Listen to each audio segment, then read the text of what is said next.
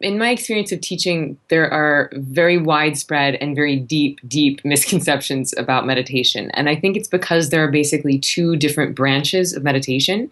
Obviously, there's thousands and thousands of different styles, but they fall basically under these two umbrellas.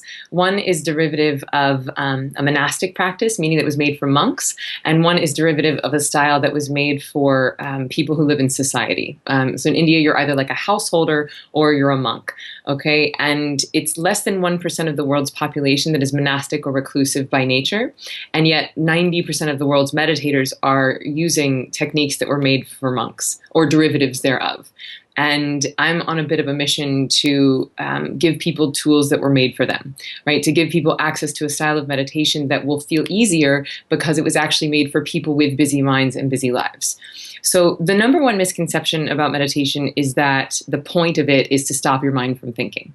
Right? I can't tell you how many times a day, and I'm sure you've heard this a million times too, Emily, I want to meditate. Vishen, I know how much science there is telling you how good meditation is, but I can't do it because I can't stop my mind from thinking. Like, I get that it's good for you, but I can't do it because I have this crazy monkey mind, right? My stress is special. You know, we all think that our stress is special. And so I just really want to liberate people from this prison, because that honestly can feel like a prison. Sitting down and trying to meditate, and if you think that the point of meditation is to stop your mind from thinking, then this is what it looks like. Okay, brain, stop thinking. I'm hungry. Oh, that was a thought. Oh, nope, now I'm thinking about how I'm thinking. Oh, crap, now I'm thinking about how I'm thinking about how I'm thinking. Ah, I suck at meditation. Now I'm going to quit, right? And like, that's usually people's beginning and end of their meditation career. If we go into this thinking that the point of meditation is to get good at life, not to get good at meditation, and if we accept the reality that no one can give their mind a command to stop, then it's so much more innocent, it's so much more playful, and it's so much more enjoyable.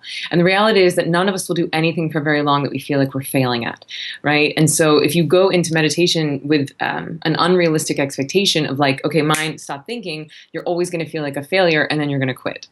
So that's the number one misconception, that you can give your mind a command to stop. Nobody can. The only time the brain flatlines is when we're dead. The mind thinks involuntarily, just like the heart beats involuntarily. So sitting down to meditate and trying to give your mind a command to stop thinking is as effective as trying to give your heart a command to stop beating. It doesn't work.